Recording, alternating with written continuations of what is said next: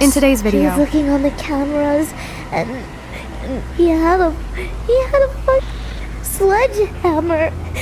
He had a sledge. He didn't look like he had any weapons, but he was trying to come in with a sledgehammer. Without wasting any time, they go straight to weird hyperfixation in order to be like liking that content creator to the level that they're at. Now, you'll never catch me doing that. I'll let you know that much. You will never catch me doing that. The boy Neusxanity does not hold. These are the most disturbing crimes that happen in the VTuber community, and as the video goes on, things will only keep getting worse. It's late 2024. AnyColor, the company behind Neusxanity, one of the biggest VTuber talent agencies in Japan, along with its affiliate event venues, suddenly starts receiving a wave of life-threatening messages through email and anonymous forums. Nobody knows who's behind it, and with several Neusxanity events about to take place, AnyColor and countless fans online launch a massive manhunt, hoping to stop something tragic before it actually happens. It all starts when an anonymous user begins posting extremely hateful messages aimed directly at AnyColor and its talents across multiple anonymous forums, and even goes as far as submitting them through the company's official contact form. In one of those messages, he threatens to pour gasoline and take the lives of the people at the Neusxanity event venues, including staff at AnyColor's headquarters in Tokyo. And his messages start to escalate even further, including graphic threats of violence towards the company's staff and VTubers. And in a country that treats these kinds of statements as serious criminal offenses, especially after the 2019 Kyoto animation attack, which ended the lives of dozens and left many more injured, AnyColor has every reason to see this as something that could put not just their company, but innocent people in danger. Not long after receiving the threats and realizing how serious the situation had become, the company would begin working closely with law enforcement, including the Tokyo Metropolitan Police Department. And with that much support behind them, they would immediately start preparing both civil and criminal complaints, aiming to track down whoever was behind these messages. From there, investigators would begin piecing together the online activity of this user, working off the messages submitted through AnyColor's inquiry form, along with the threats that were posted across various forums. Now, while very little about the process was ever revealed publicly, based on how Japanese law enforcement typically handles cyber threats of this nature, it's likely that they were able to track the suspect using a combination of digital forensics and tips from concerned fans. And on December 3rd, 2024, authorities would finally arrest the suspect on suspicion of obstructing business. And it's revealed that it was actually a 35-year-old man named Naomasa Kogishi, who had been living in Kyoto, Japan. And just one day after his arrest, AnyColor would release an official statement confirming that he had been acting under a false belief. He was convinced that someone he personally held a grudge against was working at the company. It was in many ways a tragic misunderstanding and spiraled out of control. And the company would continue working with the police to press charges and hold him accountable, making it clear that what mattered then was keeping their staff, their talents, and their fans safe from anything like this happening again. And AnyColor would also highlight how the VTuber community supported them through this time. And near the end of the post, they would add one final quote saying, "In consideration of the impact on the investigation by the police and other investigative agencies, we're limiting the information we report and the scope of information we disclose." Because of this, most of what happened to Naomasa after his arrest was kept private. This next case, however, didn't hide behind a screen, and he knew exactly where his victim was. Lena's is so cute too. Oh my god, look at her little like... It's November 1st, 2024. Camilla, a 25-year-old VTuber with over 280,000 followers on Twitch and more than 330,000 subscribers across her YouTube channels, is just having fun on a collab livestream with fellow YouTubers Vedal and Evil Nero on Vedal's Twitch channel. As they're casually talking in front of thousands of viewers, Evil Nero suddenly asks Camilla to perform clown tricks on stream for fun. But instead of answering, she doesn't say a single word, and her character strangely freezes in place. But you're the ultimate clown, Camilla. Can you teach me some more tricks? But just a few seconds later, Camilla suddenly starts talking again. Sorry, let's just say in this humble abode, if there was someone like knocking on my window, how would you react? Brushing it off as just a question about an imaginary scenario, Evil Nero, the AI, answers her in a sarcastic manner, with everyone not taking what Camilla said seriously. I'd probably grab the nearest object and get ready to throw it at them. Then I'd ask whether they're a friend or foe. But much to their surprise, Camilla doubles down by saying that someone actually just banged on her window, leaving her visibly startled. Let's just say I'm in a house right now and someone just like pounded on my window. But still, Camilla doesn't think much of it, and the stream continues for another hour, with the three of them hanging out and talking to fans. But once the stream ends, she decides to check the camera footage, only to find out that no one was outside her house at the time her window got banged on. Assuming it was just some random kid messing around, she lets the whole thing go, and nothing else happens for the rest of the day. The next day, however, in the middle of her stream, she suddenly hears a loud bang against her house, with the sound even echoing through the stream. Oh my god, look at her little like... What the f is that?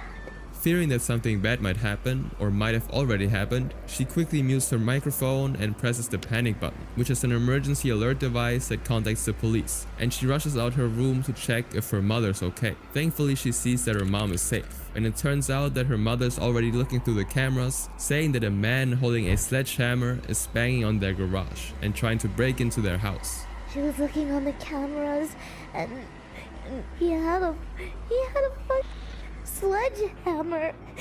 He had a sledge. He didn't look like he had any weapons, but he was trying to come in with his sledgehammer. Without wasting any time, they go straight to where the firearms are stored and hide in a safe spot inside the house. While they're trying to stay quiet, however, her iPhone suddenly activates and starts trying to read out her location, likely triggered by an accidental voice command, causing her to scream in panic.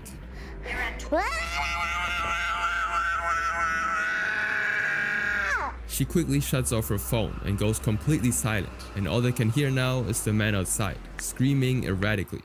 While this is happening, it turns out there were already police patrolling nearby, since there had been a rise in drunk drivers speeding and crashing in the area. And moments later, Camilla and her mom hear sirens getting closer, and as soon as they do, the man's shouting stops. The police arrive at their house and see what's happening, which prompts them to immediately arrest the man on the spot and take over the situation, making sure that Camilla and her mother are safe. When the officers ask if they're okay, it's clear that both of them are still shaken. They don't say much, still trying to process what just happened. I'm really stupid. I muted my microphone because if there was something going on, I didn't want you guys to hear anything. Let's say something did happen and then you heard absolute catastrophe in the mic. I did not want that for people to listen to that. So I muted it, in case anything happened. And thinking about how close they were to being in serious danger, Camilla decides to pack her bags and tells her mother that they have to leave. But before they go, she gives her number to one of the police officers so she can be updated on who the man is and why he did this in the first place. And shortly after they find a place to stay, Camilla posts an update on Twitter saying, "More info from the police to answer more questions. He's arrested. He admitted to planting a device in a gift he gave me." It turns out the gift was handed to her at a VTuber fan convention, where the man had approached her in person just to give it to her. And on top of this, she also warns other VTubers to be safe with receiving presents, adding, "Make sure you guys are checking convention gifts for tracking devices before taking them home with you, or you too could end up just like me." Camilla then posts one final tweet saying she won't be returning home for a while. So instead, a family member would be escorted by an officer into the house to pack all the fan gifts into a large container and hand it over to the police, just to be safe and check for anything else before throwing it away. Sometime after this, she even talks about the impact it had on her during one of her live streams, which was now deleted, saying she's been stuck in the same nightmare every night, as she keeps replaying everything that happened. Because of that, she would make the decision to stop accepting gifts from fans altogether, as well as attending any future meet and greets in real life. While she felt awful for doing this, especially after describing how happy she felt getting to hug and meet her friends, her community accepts that, with all of them understanding that this is the right thing to do. The man, however, didn't come out of it nearly as well and ends up getting exactly what he deserves. He's hit with multiple charges like stalking and attempted break-in and planting a tracking device. Unfortunately, his identity was never revealed, and while the legal outcome wasn't made public, there's every reason to believe he's not getting out of jail anytime soon. What comes next, however, is truly disturbing in all the wrong ways. You do it! You get off to it! You using your thumbnails to bait your viewers to come watch your streams! That's what people watch you for, you freak! But before talking about Neusxanity, I want to talk about the sponsor of this video, FreeCash. Now FreeCash is probably the first online platform I've seen where you can actually make some decent money on the side by playing video games. They won't promise you thousands of dollars a month, but it's literally free to try, so why not? Now let's get back to the video. Neusxanity is a 29-year-old Canadian VTuber with over 2 million YouTube subscribers. He became known for his highly energetic and exaggerated anime commentary and content reviews. And while most people saw him as one of those recognizable figures in the anime and VTuber community, his videos and eventually his actions would spiral into something much worse. Back in late 2019 to 2020, Nux content would for some reason turn away from anime and meme commentary and increasingly focus on more provocative videos. And this is around the time he would also begin running contests around the Rule 34 art, where people draw highly inappropriate adult versions of fictional characters, often with zero boundaries on who gets included. For your own sake, seriously, don't look it up. And around this time, he would also show up on streams of various VTubers, donating money with requests to act out suggestive and obsessive behavior. While not outright illegal, it's a disturbing pattern that only gets worse from here on out. Now these provocative videos would get him a ton of success. With this in mind, Neusxanity would also launch one of his most popular series in the worst way possible, by showing other YouTubers and online personalities extremely explicit materials. These include videos involving which refers to non-consensual acts with animals,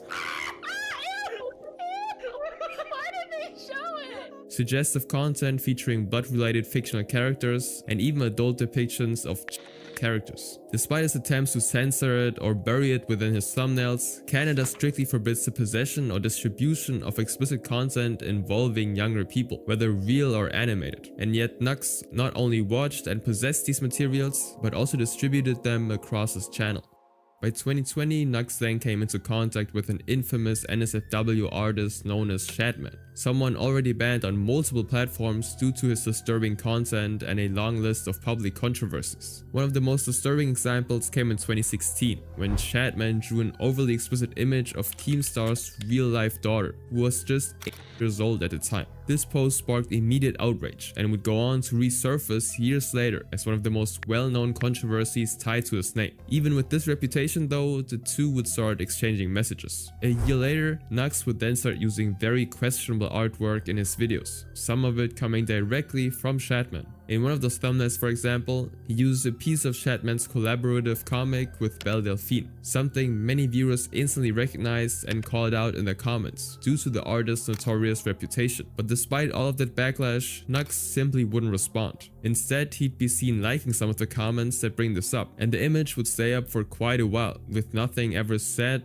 or done. Later that same year, Nux would upload a reaction video to his second channel, one that would end up becoming one of his most viewed. It centered around a viral meme featuring Anka, a character from Animal Crossing, which blew up on TikTok after tons of people, including kids, started mimicking this dance. But what most people didn't realize at the time was that the original version of the meme was actually not safe for work.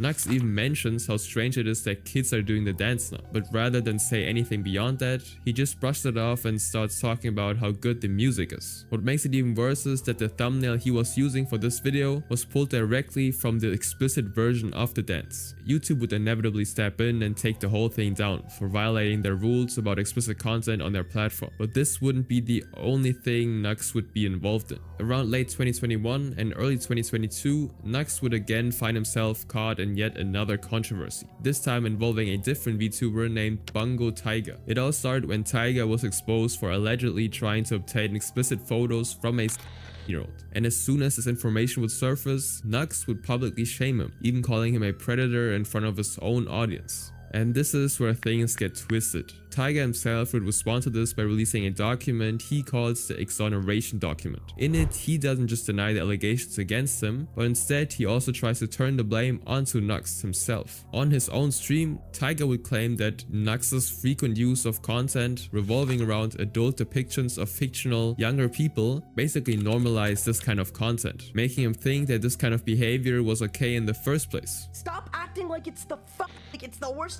thing in the world. You do it. it. You do it. You do it. You get off to it. You use it in your thumbnails to bait your viewers to come watch your streams. That's what people watch you for, you freak. Now surprisingly, this response would get him a ton of attention, and people would begin to question themselves whether Nux's content is one of the causes for this. Faced with the growing backlash and hate, Nux would eventually take back his previous statement, while also publicly admitting that calling him a predator is the biggest mistake of his career. This was probably the biggest L of my career. To be honest, Bongo Tiger even leaked the DMs on his stream about me apologizing to him and stuff. In July 2024, however, his past actions would be dug up once more, this time during a separate controversy involving Ava Chris Tyson from the MrBeast crew. During that time, a series of expose posts called the Chat Files would start spreading online, aiming to expose creators who had previously interacted with Shatman, and among the list was obviously Nuxtaku. Now after the release of these files, Nux would immediately respond publicly, speaking out against Shatman and trying to distance himself from him. It's the Shadman stuff. Okay, so I knew it was Lolly stuff. Okay, so Shadman takes Lolly to another level. So Shadman is a not-ish, ish fellow, okay? Not actually been necessarily, as far as I know, accused of shit. I know that there have been criminal stuff that's going on here. He would also claim that his messages with them were not only one-sided, but that he also had no idea about the full extent of Shatman's work. But just like before, most people simply weren't buying it. I just scrolled back in my DMs from, how old is this? One sec. 2020 with Shadman, because he sent me some wild shit. In the days that followed, online creators like Kuiman and Larix would start digging through Nux's videos, ultimately finding out that he seems to contradict everything he just said. Nux would make a video talking about how he came into contact with Shatman in the first place. However, Kuiman would post a tweet right after with a screenshot of Nux wanting to collaborate with Shatman with the caption, "Why are you lying? You asked him to collab and got rejected in 2021. Wanna collab? No, but your heart's in the right place. Understandable, have a nice day. I'm here when you come around, devil emoji." Even with the evidence of Nux being the one who reached out to Shatman, it wouldn't take long before Nux would respond again. In the video he made replying to this, he would claim that the collaboration was just him grilling Shatman, which basically means he was planning to confront Shatman rather than trying to collab with him. People are making this as some sort of, I am supporting him and I'm trying my best to become friends with Shadman, this monster, which is fucking stupid if you know my content at all. I troll, confront people when I collab the same way you do, talking to Keemstar, on LolCow, and if you watch my videos, you know that. But Larix would question him about this in a tweet saying, "So you didn't know the extent of his then, but we're going to grill him at the same time. If you did get that collab, what would you grill Shat on? From what I remember, he was known as the guy who drew sex. You didn't know that?" And Nux would respond by tweeting, "I knew about the stuff and some of his art, like the beast with fictional etc. Definitely enough to grill the guy." This, however, simply doesn't make any sense, since Nux had been using Shatman's work in his own thumbnails, some of which were only taken down later. Now, at the lowest point of his career, with dozens of clips and posts exposing him, Nux would simply decide to stop responding, likely hoping it would all get buried. But the backlash would only grow, as creators like Harmful Opinions and Nicandros would start compiling footage of his obsessive content and obscene material involving fictional.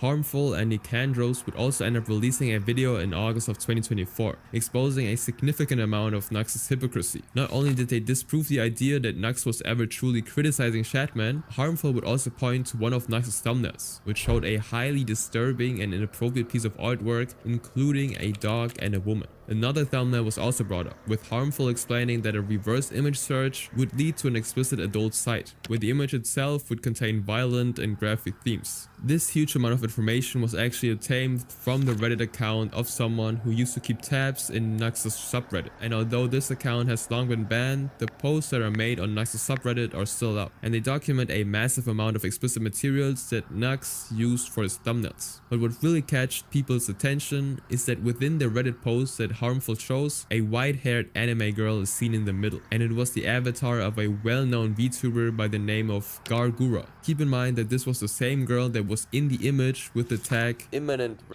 On top of that, it turns out that Nux had previously mentioned Gura in one of his past videos. There's lollies, which I have absolutely nothing against. I don't think anyone has anything against lollies, okay? Like Chibidoki or Megumin from Konosuba or Gura. This heavily implies that Nux was very well aware of the image's nature, especially since he previously described Gura as a loli and had used similar imagery knowingly, and he would even go as far as saying this. Nothing has anything against lollies.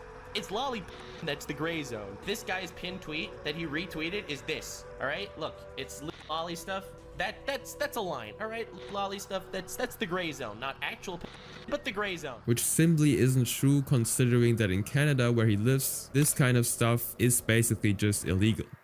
Now, Nux never faced any legal consequences for what happened, and he continues to upload videos to this day. But for many, his name is now tied to one of the most disturbing and controversial reputations on the platform. Unlike him though, this next individual took advantage of multiple people. You held a stream in which I thought you would admit our relationship. Instead, you did quite the opposite, saying with a righteous and dignified attitude that you are single. Kyoka, also known as the founder and leading talent of a VTuber agency called Overidea, was a Japanese VTuber best known on the Bilibili platform, where he had over 1 million followers. He was already a major figure in the VTuber community, especially after landing collaborations with Neusxanity English, again one of the biggest agencies in the scene, including talents like Vox Akuma and Fulgur Ovid. At the time, his career simply wasn't showing any signs of slowing down. In 2023, however, all of that would come crashing down when someone going by the name of Bingtang released a 1-hour expose that would turn everything he built against him and reveal who he really was behind the camera. In early 2021, Kyoka and Bingtang, who's the Chinese VTuber and someone Kyoka's romantically involved with, are gaining a ton of momentum in their careers as a funny and entertaining couple, and even off-stream they would grow closer by spending most of their nights on their phone talking for hours. Until during one of these sessions, Kyoka would suddenly say, "My balls are huge, do you want to see it?" And he would then proceed to send an unsolicited selfie of himself wearing nothing but underwear. Now, although Kyoka and Bingtang are a couple, sending something this uncalled for would still catch Bingtang very off guard. In East Asian relationship culture, especially in the early stages, these actions can still come across as inappropriate or uncomfortable, even between partners. So confused, Bingtang assumed that he's just doing this under the impression that foreigners are more enthusiastic and unrestrained, and just brushes it off. And their relationship would continue to develop, and so would their careers, with much of that growth coming from Bingtang actually, as she would help Kyoka connect with major Chinese streamers, finding artists for his live character model, and even letting him borrow a huge amount of money just for him to live stream and play gacha. However, it turns out that none of those favors, especially the money, were ever paid back. Despite the fact that he was more popular than ever, his career kept growing, and so did the amount of money he made, with more and more donations coming from his female fans actually. Now one night, Bingtang would actually tune into a stream and realize that Kyoka was actually using the same kind of suggestive conversations and behaviors they used to do over the phone to flirt with his female fans, and she would confront him about it, with Kyoka simply responding with, "If you're a public figure, you need to be more mature about this. You can't hinder my work just because you don't like it. My job is to be an idol, and an idol is to create a beautiful dream for the audience." And he would take this very seriously, because in November of 2021, Kyoka, now at the peak of his career, would announce that he's currently single, hoping to appeal to his female fans. While behind the scenes, he would still be in a relationship with Bingtang the entire time. But despite that, some of the fans were already starting to question whether he was telling the truth, because it just seemed so sudden. Annoyed, he would instead criticize a portion of his audience, calling out what he refers to as his girlfriend fans for being too sensitive, and claiming that they should just trust that he's not in a relationship. But every time, as soon as the stream would end, Kyoka would send a message to Bingtang, saying stuff like, "I love you, my wife." He would manipulate both sides, his fans as well as his actual girlfriend. And this kind of manipulation simply wouldn't stop. And over time, Bingtang would actually start blaming herself, saying she was the one causing all of this tension. Now, because of this drama, his popularity would gradually decline, and he would decide to take it out on the one person who helped him the entire time.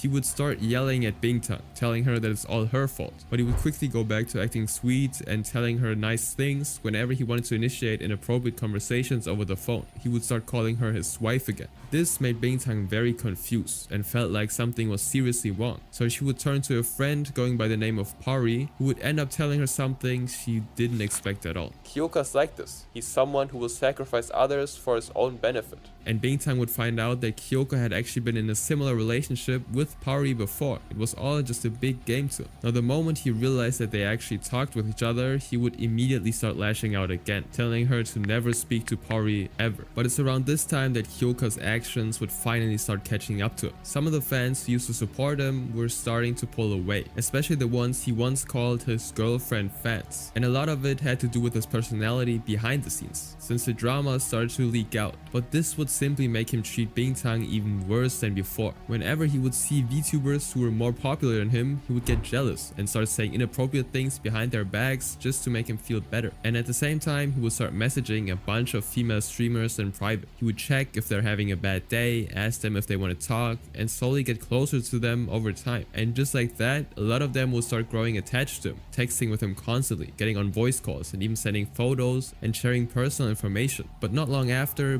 Bingtang would receive a message from Kyoka, where he admits that he's been saving screenshots of his private conversations with these girls the entire time, just to see how she would react, and getting a thrill whenever she showed any signs of jealousy. He tells her that he never actually cared about any of them, and that it was all just a way to mess with her emotions and keep her from leaving. Some of these messages he shared included personal details the girls had shared with him, like their home addresses, schools, workplaces, and private experiences, and even company secrets. And after collecting them, Bingtang would just simply watch as Kyoka would begin saying inappropriate and hateful things about the girls behind their backs. Now everything between Bingtang and Kyoka would start falling apart, but they were still talking regularly. Bingtang simply couldn't let go, and during those late night calls, he would start pressuring Bingtang to do suggestive things with him until morning. And eventually he would tell her that he had an obsession with something called NTR, which is a Japanese term that refers to a genre where a character's romantic partner is unfaithful or stolen by another person. And he would start saying disturbing things about how she's constantly surrounded and adored by male fans, and how he liked that. Now despite the backlash he was already facing, Kyoka would still go as far as hiring an exotic performance person, and after Bingtang actually found out, he would go into explicit detail about his time with the girl and the services he paid for. And this is the point where Bingtang would suddenly break. She would say that her stomach felt sick and she would break down completely. So throughout May of 2022, she would decide to cancel her streams. Now as time progressed, people started forgetting about what happened between the two, especially Kyoka. So his popularity from the girlfriend fans would suddenly start bouncing back up leading up to his birthday. And because of the drama he had, some of his most loyal fans would begin to go to the extremes and attack Bingtang and her family out of jealousy, sending malicious and even life-threatening messages. But despite Bingtang's situation, she would often cry and apologize to him, even when he was the one doing all of these twisted things to her. Now it's just a few hours before his birthday party, and Kyoka would actually invite Bingtang to his livestream party, and she would ask him if he wanted a birthday present. And Kyoka would respond to her by saying, "Send me 100,000 Chinese yuan," which by the way is nearly $14,000. And Bingtang would simply agree and send the money through a super chat, a paid message that appears publicly on Kyoka's stream. But the thing is, as soon as the fans see this donation, some of them suddenly accuse her of trying to steal the spotlight, since it was his birthday stream after all. And the insults and messages she receives would only get worse. And so he would refund the money she sent him for some reason. But Bingtang decides to step up and simply says how horribly he treated her. But he just simply says, "I paid you back the money. What are you still struggling with? Do you know how much I sacrificed to protect you?" Meanwhile, the verbal attacks from Kyoka's fans escalate even further, and Bingtang's own fans, along with regular viewers, start realizing what's actually going on. At this point, Kyoka also changes his agent, and this is when his girlfriend fans, the ones who were willing to do anything for him, start turning on each other, arguing over whether Bingtang was really at fault. And on October 7th, 2022, Bingtang simply can't take it anymore and uploads a video on Bilibili detailing everything Kyoka had done. And while it's still unclear if he's done the same to others, she ends the video by saying, "These 3 years of my early 20s, the best 3 years of my youth, were giving to a scumbag." Now shortly after, Kyoka would host an apology stream on the same platform, with over 35,000 people watching the whole thing. But just after that, both Bingtang's expose and Kyoka's stream would get taken down, and soon after, both of their accounts would get suspended, likely due to the platform's strict policies. This next person, however, was taken advantage of at every single point. My content is 18 plus but wasn't fully reinforced the way I thought it was. I broke my own rules hard and didn't want it to be, but I did. I want to throw up and forget this.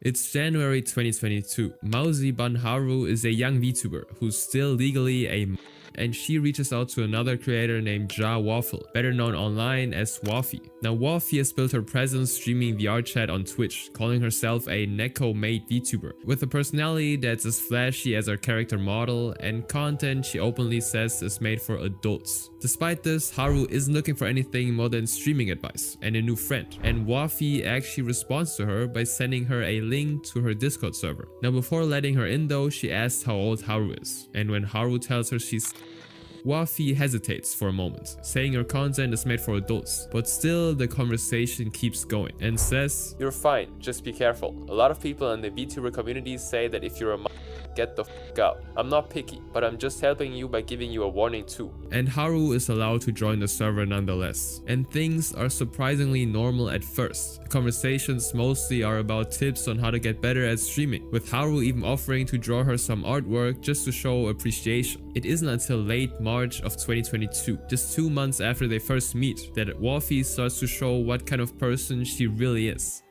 In this conversation she asks, "Well, this one is somewhat or a really odd question. Don't take it in a bad way. Haru butt drawings? Might have?" Haru then tries to clarify what she meant, and Waffy follows it up by saying, "You have any drawings of your character's butt?" And while it might seem harmless since it's just a fictional character, there's something important to keep in mind. Haru's VTuber model ages with her, so when Waffy asks for that kind of drawing, she's essentially asking to see what a character looks like from behind, fully exposed. Not long after that, Haru casually asks what Waffy's been drawing, and with zero hesitation, Waffy responds, "You sitting on my face, blush emoji." And just a few days later, even after Haru clearly tells her that she's Waffy continues sending inappropriate comments. She replies with, "Ah, okay, I'm safe. Partly I thought you were more of a and you are to me since I'm 23. Yeah, I don't seem 23, don't I? I may seem very when I asked you about art of you on me. I know and seems f***ed up, but I mean no harm and don't take it in a bad way, if you get me." On March 23rd, 2022, their conversations would start turning into something even more indecent. Drooling emoji, hehe. "Let me guess, striped panty Haru. Yes, I love that stuff. I want it all over me." And after that, she asked something even worse. Odd question. Are you okay with ERP? If you don't want to do it, it's fine. Sorry, and nothing not safe for work. I mean just etchy, if that's what you're wondering." With terms like ERP and etchy, it's clear that Waffy isn't just trying to talk about art or streaming. She wants to roleplay something suggestive with Haru, and since Haru obviously can't fully grasp the situation she's in, she simply agrees. Shortly after that, Waffy starts going into more detail about what kind of ERP she wants to do. She introduces a fixation where Haru is imagined as massive while she stays small, and this quickly becomes the focus of their chats. These kind of conversations would go on for about a month, and they keep getting more intense in the worst way possible. In early April of 2022, Waffy then admits to doing inappropriate things to herself during these roleplays with Haru, someone 6 years younger than her. And just when it seems like things couldn't get worse, she also starts sending drawings of Haru's character with her behind fully exposed. And less than a week later, despite everything she's already done, Waffy asks Haru for a picture of her butt.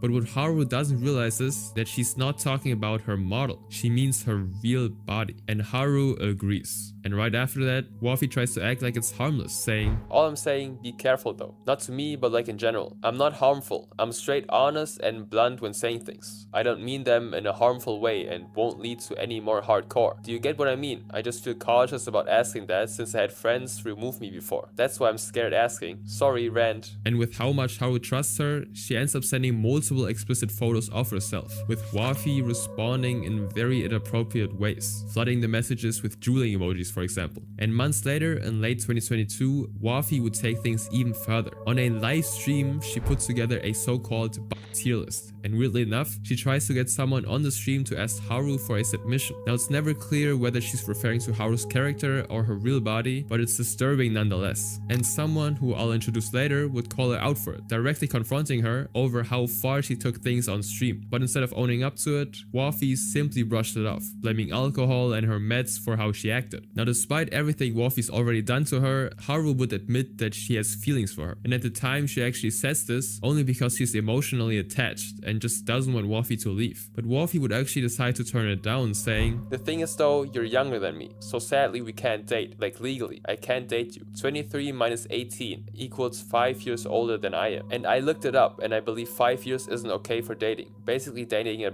if you get me." Now, despite this seemingly good message, considering how long she's been flirting and role-playing with her, this makes absolutely no sense. She acts like she's been drawing the line the whole time, when she already crossed it months ago. Wafi then tells Haru to wait until she turns 20 so they can actually date, as if that somehow makes any of it okay. Now, after turning 19, Haru noticed that Wafi barely talked to her anymore, and it made her feel like she didn't matter, like she'd just been tossed aside. And so years later, on January 12, 2023, after her friends tell her it was a mistake to stay with Wafi in the first place, Haru finally listens and cuts all contact, saying that looking back, she feels disgusted by everything Wafi did to her and to her character. And more than a year later, on August 4th, 2024, Haru finally releases a document exposing months of inappropriate behavior from Wafi, not only toward herself, but several others. In her post, she wrote, "When I was a VTuber by the name of Ja Waffle did things with me that were highly inappropriate and has done things to other people as well. This is our story, so please read it all the way through." But the story with Waffle doesn't end there. Not long after Haru walked away, Wafi set her sight on someone else, a person we'll call B. B first came across Wafi during one of her streams, and this is how their first interaction began. "Beginning was me donating $20 and her flirting with me. Then she begged for money and gave me special treatment in the stream. I helped solve her botting issues, like 12 times, and recommended solutions for all her issues. Got mod access while still being begged for money as I managed her TikTok. Then one day she got tired of me and replaced me for relationship matters, but not financial ones. So she still came for me asking for money every week until she realized it was hopeless." Even after B says their relationship had already ended, Wafi was still asking for favors. "Hey, can you send the collar? Just wondering. Sure, once I'm out of the hospital. I'll probably get the diamonds taken off, but a gold collar should be good enough. Oh, the diamonds were almost 3K, hun, and considering I don't really understand what our relationship is, I'd like to repurpose them. I was hoping they'd be on there, but if it make you comfy, to then fine. I'm just stressed as f and struggling. I don't know, sorry. Well, I'd be fine with it if we were dating, or even if the puff art got finished, but you kinda canceled everything you were getting done for me, so I'm still not even sure I should give it to you at all. I'll tell Puff to finish it." It turns out though that Haru and B weren't the first. One of the earlier victims was another we'll call A, someone who actually met Wafi back in 2021, long before Haru ever came into the picture. It's not exactly clear how the two of them met, but at the time, A was only while Wafi was already in her early 20s and had made it clear that her content was for mature audiences. And yet Wafi started urging A to open up about her personal life. A, still young and not fully aware of what's appropriate to share, ends up telling her things that should have stayed private, and that actually led to Wafi bringing up A's personal life in front of everyone during one of her Minecraft streams, going as far as revealing that A's parents had passed away. A would confront her about this more than once, telling her to stop, but Wafi simply wouldn't listen. And things get even weirder when Wafi would start complimenting A's voice, saying how hot it was. And what would start as casual praise would slowly turn into something more disturbing, with Wafi even making inappropriate art about her. And that's exactly when A would start pulling away. And she was actually the one warning Haru about Wafi when they first started talking. And unfortunately, this isn't the point where it ends either. A VTuber who goes by the name R would also end up getting dragged into Wafi's mess in early 2023. It turns out that Wafi had been spreading false rumors about him, claiming he was manipulating people into joining his so-called harem, which she described as a group of women all romantically interested in him. And when R found out about that, he would immediately confront her, telling her that it's not true and that the rumors really upset him. But instead of clearing it up, Wafi would simply double down. She would deny saying anything harmful and try to justify it by saying, "I just warn people that I don't know if you will get closer to them to join your polygamy from what I've heard." But R would call her out directly, repeating what she said word for word. And she would respond with, "This is making me pissed and I will block you because this is honestly making me shake and uncomfy. You are overthinking and This is the internet. Stuff like this will happen." Wafi would also start making offensive jokes about people with physical disabilities. In particular, she would mock people in wheelchairs by using inappropriate words during her livestream skits. But after R confronted her about it, she would simply say, "I see no hate to it. It's no harm to anyone or such to it. People who do take it as a slur from the video can just fuck off." Then she tries to get out of the situation again by saying stating that she's had a couple of rough days and just needs sleep. But this isn't still the worst thing she's done. On April 11th, 2023, Wolfie is caught saying things that are deeply disturbing during a Discord conversation with an unknown user. They start talking about fictional characters that look like underage girls, and during the chat she says, "In general, lowly stuff is just child but not real. But everything is bad in any country. So I mean, if it isn't real life, then I'm fine because it's cute and hot, if you get me." After that, she goes even further, sending several messages openly fantasizing about fictional young girls and even showing off part of her collection of those kinds of images. Then, about a year later, just after Haru released her document, a former moderator of Wafi's stream would come forward with a statement of their own. Ex-mod for Wafi here. I had zero idea they even did this stuff, and I'm still in shock from the whole thing. Please, if you decide to tune into Wafi's stream, keep in mind that this person has hurt a lot of people. The type of stuff they used to do is downright disgusting. Their Discord is specifically 18+, but they also allow That was one of the many things that gave me a feeling that something was up. They go on to say that the users on the Discord server had been posting explicit artwork of Ellen Jo, a clearly underage character from Zenless Zone 0. And instead of removing these posts, Wafi actively allowed it. And according to them, there were a number of things that just didn't sit right, whether it was on her server or on Twitch. She rarely enforced the age restriction, and while there was technically an ID protection system in place for NSFW channels, it was quite easy to bypass. And to anyone who ever saw a minor interacting with her, they leave one final warning. Please warn them, keep them safe. Take a look at Haru's document and the quote retweet for further context. Now, after this whole thing blew up, Wafi would finally decide to respond, posting a statement of her own. I would like to address a recent tweet regarding my past actions. I acknowledge that much of what was stated is true. In 2022, when I was 23, I exhibited immaturity and did not fully understand the implications of my actions, which in retrospect were both illegal and inappropriate. Looking back at the direct messages I sent to Haru, I realized that my communication at the time was inappropriate. I recognize the impact of my actions, and I'm committed to personal change for the better from the actions I did to them. I do not wish to use this as my excuse or a crutch. I am autistic, I have Asperger's syndrome, and yes, I am higher functioning, but I've faced challenges in understanding social norms, and during that period of me talking to Haru, I did not know it was okay. I am deeply remorseful for the harm I caused, and I want to empathize that I am actively working on bettering myself. And the statement continues.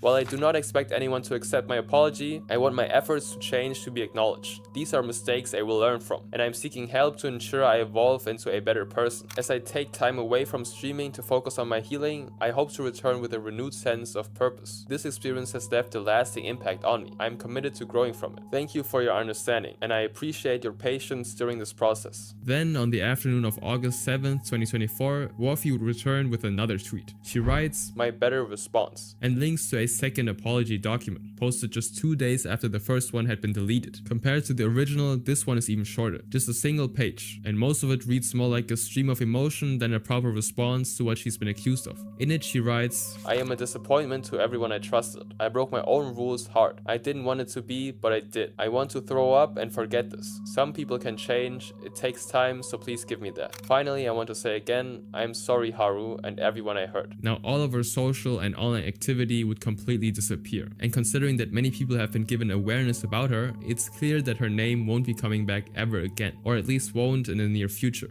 What comes next, however, is someone who took on many names and has been repeatedly exposed for predatory behavior within the VTuber community. If I remember correctly, like over 100 videos or pics of girls doing things. That's not true. I've only had that done with like a few girls. In 2016, Jose Rodriguez, a 23-year-old man from Brooklyn, was arrested after being caught soliciting explicit acts from a 13-year-old we'll call Sophie on a game called Minecraft. It turned out he'd been talking to them for a while, and after getting Sophie's Skype account, he enticed the girl to perform inappropriate acts for him over the app, which included pictures and video calls. Sometime later, Sophie's father looked through her tablet, and to his horrible shock, found disgusting interactions between the two, and immediately reported it to the local sheriff's office and the New York Police Department. Investigators eventually received the go signal to arrest Josel after tracking his location to Brooklyn, but once they raided his house, they found over 100 videos and images of suspected illegal content involving Soon after his arrest, Josel was held on a cash bail of over $30,000 at Rikers Island in New York and was sentenced to 10 years of probation. At first, this story seems like a closed case. However, 2 years later, in June 2017, iMilky, a transgender Minecraft content creator who's formerly known as Vidal Rose and Pumpkinite, would join a multiplayer series called the 100 Baby SMP, where creators would roleplay building virtual families and raising 100 kids in-game. This series would include well-known figures at the time, such as Moondustbry and PandaFire11, which helped drive a ton of engagement to her channel. With Milky's channel rapidly growing, she would start getting a lot of online friends, with two of the most relevant for later being Smarty's Cringe and Neusxanity. And soon enough, they would start gather a presence in the 100 Baby SMP community and would rack in a lot of viewers. However, behind the cameras and away from the public eye, Milky wasn't the friendly Minecraft content creator people knew her as. She was actively messaging people who were not of age and repeatedly asking them to send selfies. In one conversation, for example, Milky, whose username is deleted user in this case, says, I mean, I just wanna see a pic lol, if you don't mind of course. I hate selfies XD, the moment I take one I'm like, so take it, send it, then delete it. Simple lol. Alongside this, Whimsy Kitsune, the person who organized that SMP that Milky was a part of, would find it highly suspicious when it comes to how old she actually was, as she only put her age as 18+ on the community's public information and never how old she specifically was. Now after this information and especially the screenshot spread among the content creators, Smarty posted a warning tweet shortly after Milky blocked her, and more details were revealed. She also confirmed the allegations that Milky was in fact kind of a pervert, which led to Milky deactivating all of her online accounts following the exposure about her. She supposedly left the internet entirely. While many thought this was the end of Milky, especially with all of her online activity gone, they were terribly mistaken. In late 2018, Rux makes a video exposing a lot more information about Milky, after finding out that another account, going by the name of Tired Ellie, had been acting almost exactly the same. One person who interacted with them says, I've been trying to become friends with Ellie, and she's been asking me to show my face twice, acting really weird, and I was wondering if that was normal for her to act like this. The screenshot shows, You should take a selfie. No, I'm not in a mood, but I want to see you in a call. Sorry, maybe another time, because I'll have my computer again soon. I guess we can call with just voice then. Can you still take selfies though? Another user called Tatum also shares the experience with Ellie, saying, She asked me to undress in a call once, which I also said no to. Just asked for pictures of my face, a ton, and for other than that, nothing else really. And when others would inevitably confront her about these actions, Ellie would respond with, Congratulations, I see that. So what? It's the face. It's not gonna kill anyone. And I stopped already, so either drop it or leave me alone. Sometime after that, Smarties also posts a second warning tweet, this time with more details about Milky. Back in late November/early December, I posted a warning about someone who went by the name of iMilky. She has hurt a great deal of the community, and it came to a point where we even had to get the authorities involved and call the police. After I posted my original warning involving her, she got a great deal of backlash, which is reasonable considering how many people she's affected and what she's done. It drove her out of the community, and she backed away for a while, until she recently returned under the name Tired Ellie. Smarty continues by saying that Milky, or Ellie, has asked countless individuals for revealing pictures, as well as pressing them to do inappropriate things. This includes asking for private images, flashing her, making suggestive requests, and more. She also says that Milky has given out several ages, ranging from all the way to 25, which makes her come across as a predator, especially considering how often she targets people closer to age when asking them to do these disgusting things. Not only this, but Milky also supposedly forced people into situations where she threatened to harm herself if they wouldn't agree to date her. And whenever Milky would get called out, she would just deny all of it, saying there's no real proof behind any of these accusations against her. But even after all of that denial and all the excuses, her newest alias, Tired Ellie, would also eventually be chased off the internet. However, in August of 2018, a VR chat mute Twitch streamer by the name of Kurinoko would suddenly show up, and not long after, many of the people would find out that this person was actually also Milky. And not only that, but they also began digging up Milky's real identity and discovered in horror that she was reportedly the exact same person as Josel Rodriguez, who was the convicted predator mentioned in the beginning. And this blows up on the internet, and Milky tries to deny and clear all of the facts, but another DM immediately gets leaked after, showing that she still has plans to return to her Milky persona. And although Milky, or Kurinoko, would vanish from the internet once again, many others would still continue to track her movements, which consisted of a lot of other alt accounts that suddenly popped up. At this point, many people assumed that this would be the end of Milky's career on the internet, despite how many accounts they would create. But again, around 2019 to 2020, she would still somehow manage to rise from all of this. To get to the bottom of how this became possible, Rux, the person who originally exposed Milky, actually changed their name to Lumi Starbun, and shockingly had various controversies including doxing, transphobia, and even faking their own death. And despite all of this, in late 2019, Lumi would make an art piece dedicated to iMilky with a caption saying, "I may have messed up my life yesterday, but I'm glad to have my best friend back. Thank you for the support at iMilky. I can't thank you enough for everything you've done for me, and I'm sorry for hurting you. I swear I will do better." This post alone would quickly alert countless people to Milky's sudden reappearance, who would come back to Twitter and YouTube with a VR chat focused channel with over 600 subscribers. And as soon as the people started actually noticing that she came back, they all also came across a video of Milky online, responding and apologizing for the things she's done. In this video, however, she doesn't admit to anything she's actually done. Milky first states that she suspects the authorities had lied when they claimed that she was caught with over 100 suspected images and videos of highly obscene materials of, and according to her, she only had a few files of those instead. Milky also adds by noting that the police had never showed her the illegal materials on a computer, and although some may argue that this isn't part of the police procedure, this is what she says. When the cops came and got me, they were like, "Oh, we're confiscating your computer," and we found a whole bunch of stuff. They never actually showed me anything. They didn't show me any pictures, they didn't show me any videos, like they didn't show me anything. She then claims that she's changed, even while continuing to ask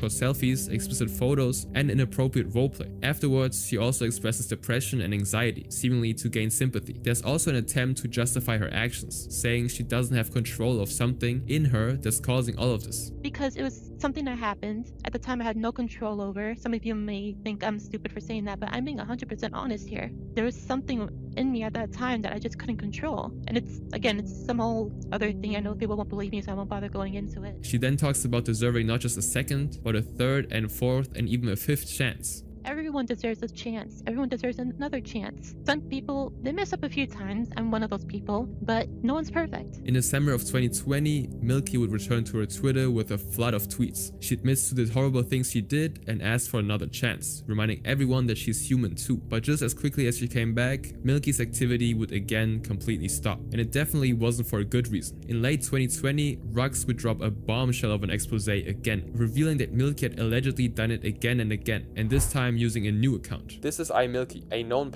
who's been arrested for having 100+ images of child. I was friends with them, but it looks like they're still continuing, so I ended it. And they got mad when I found them again." Rux also raised awareness by showing Voidyne's Discord name, who they claim is actually Milky. Under her name of Voidyne, Milky now uses a mute AI character who streams in VR. iMilky's channel has now been deleted, and her online presence was never seen again, at least not under iMilky, with her probation ending in 2026. And again, definitely check out Freecash with this QR code or the link in the description. There's really no reason to not try it out since it's literally free. So, look, I just want everyone to know this. Your boy Neusxanity will never make the excuses for the VTuber community, ever. I'm not meant to. I mean, we could talk about the evidence about 1,000,000 times over and, you know, repeat the same sentences, but deep down, I'm not the type to defend other fellow VTubers because it's just not my nature to. I mean, this video is just one of a dozen other videos out there that exposes VTubers. It's nothing new, nothing less. One common theme in these videos is always to do with just... it's more of a gamer thing at this point. Can we admit that gaming, the gamers as a whole, or the gaming community as a whole, has the most pedophiles, the most incels, everything that just says that normal people don't have? Like, we're the only community that just has a festering infestation with it. So it sadly comes with the package. And you know, once again, another common theme. is that every single time they're always ERPing every single fucking time. This has happened multiple times with these VTubing communities, bro. Every single time. It's always the ERPing. Always saying, ooh, you know, does something explicit on you, some shit like that. And I'm like just sitting there like, why does this keep happening? Every single time. These are the same people that no one suspects too. And then they come out with these documents on how inappropriate they are, and oh my god, it's just the same old shit, man. I'll be back because now I really want to, you know, lock into this.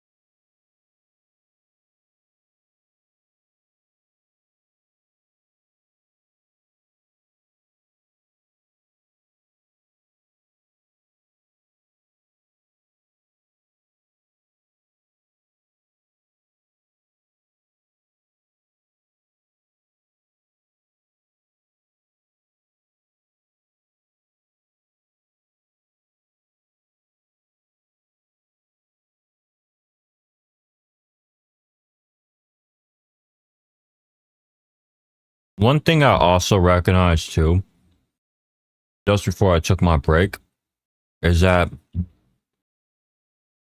many of these people, when you really think about it logically, many of these people, right?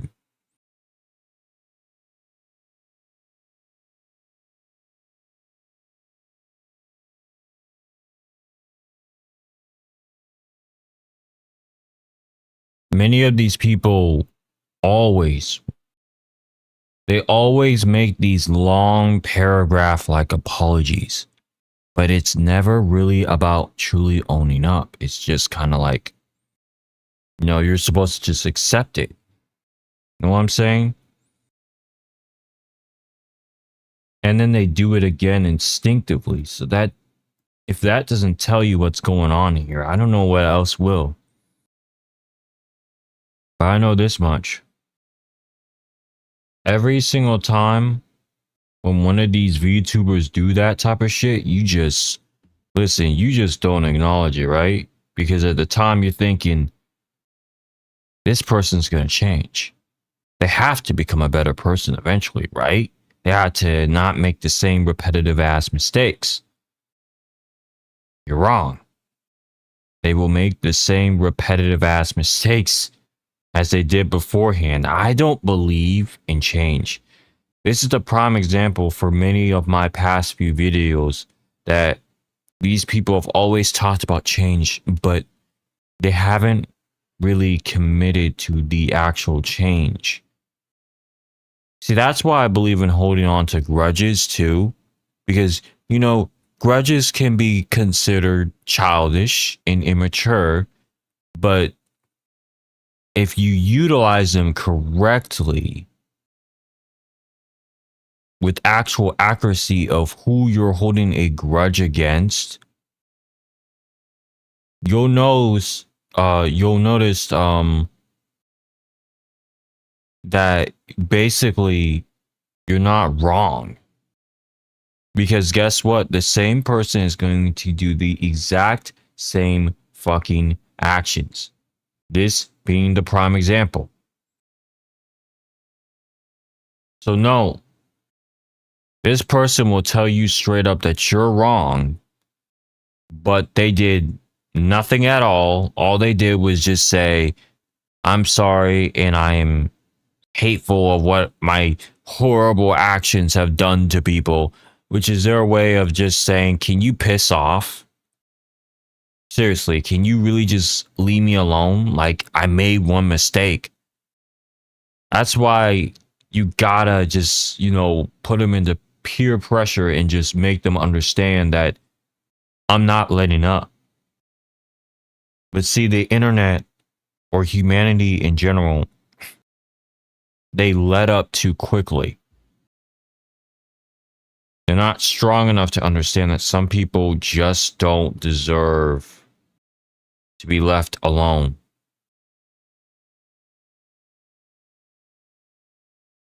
I would never stop. I'll tell you guys that much right now. I would never stop. I would keep holding a grudge. I would find every avenue of just a reason to be like, I don't know. I don't trust this apology. See, the thing is with me, once I don't trust someone, now it's just forever. It's just how it is. It's because you did something. You thought that you were going to get away with it, but I personally saw it. See, now many people in the gaming community will, you know, I'm going to straight up say this that no one else is going to say. And this is the quiet part that no one talks about ever.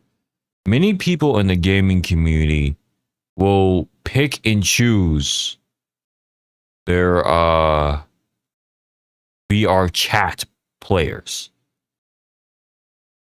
So say if a certain VR chat player is very funny and, you know, they have a very good parasocial ass relationship with them. They are obsessed with them. They sit around making edits of them. Yeah, cornball ass shit like that. And, you know, they hyperfixate on them. Right. So there's people like that, that once you start messing with their parasocial relationship content creator, they feel the need to go out of their way to do anything possible. Fuck with you, find your family, find your mother, find your dad, find your grandfather, grandmother, sisters, the brothers, the aunties, the cousins, the nephews, everybody. They try to find even, you know, dead relatives, whatever you're related to. But they'll do anything except take accountability. This is a common thing in the gaming community to have parasocial relationships. I also feel like certain content creators who make videos on their favorite content creator are usually people who have parasocial relationships. In order to make edits, to some extent, you have to have some sort of hyperfixation with that content creator. This has happened before. And that's where edits kind of stem from. Now you're going to ask, okay, so where's the evidence for it? It's not evidence. It's in the pudding. Like I've noticed from these short form videos is that they will always just obsess over the quotation of words of, you know, an actor or someone repeating something. Or like, you know, those lame ass podcasts. They had to have some sort of dedication, some sort of uncomfortable but weird hyperfixation in order to be like liking that content creator to the level that they're at. Now, you'll never catch me doing that. I'll let you know that much. You will never catch me doing that. The boy Neusxanity does not hold on to content creators dearly as the gaming community in general does. I will drop you so fast, no matter how many years it is. It could be 9 years, 10 years, 11 years, 12 years. You know, I will be disappointed and pissed off, but deep down, I'm ready to abandon you at any time. Again, I don't know. Let's be real. I don't know content creators on that level. We don't know a content creator. We just talked about parasocial relationships with Corey Kenshin. We talked about it. We already did it in our latest video. So I mean, I don't know. I guess maybe what I said before doesn't make any sense. So I'll say it again. These parasocial ass relationships, and even in the video that we just watched right now, again, people were planting tracking devices to follow their favorite VTuber home. Something's wrong with, our community, man. I will say that straight up right now. I'll be the VTuber to talk about it. That many people don't want to talk about. The quiet part that needs to be a little bit too loud for its own sake. Look, I'm just a guy seeing this bullshit, and I'm thinking to myself that what's happening here has never been okay. It's never going to be okay. I don't know why people instinctively in this community make excuses for poor choices and saying that I'm human, I make dumb decisions. I don't think they understand. We don't care if you make dumb decisions. It's either you own up to it or we just don't fuck with you anymore. I'll say that much. I'll speak for everyone on that. Look, there are many people on planet Earth that will continuously repeat mistakes and everyone will just overlook it. I can understand the intentional ignorance, but at one point, it's getting ridiculous, if that makes sense. Every time people just sit there and allow stuff like this to slide, I just had to question. Are you someone who would just pick and choose who could be themselves and who can't? Because to some extent, it is getting to that point. A lot of people just pick and choose who can't be themselves and who can. Like I said, also, let's also remember this. There is a current day right-wing extremist who is a full-on VR chat player who is texting minors. Note that they also have proof on him. And, this guy's a Muay Thai, champion belt, whatever the fuck. And no one doesn't want to call him out. No one wants to say anything on him.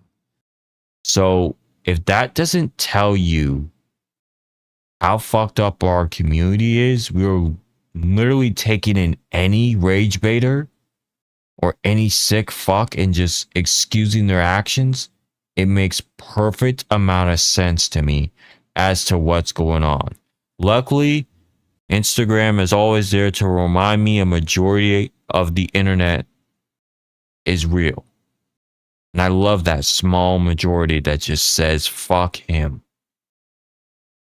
But hey, he's the exception. Anyone else isn't.